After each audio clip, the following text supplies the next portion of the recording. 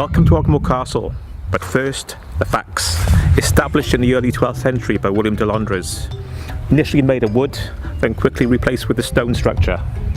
In the early 13th century, a second layer was added, consisting of living accommodation. The inner ward, built in the late 12th century.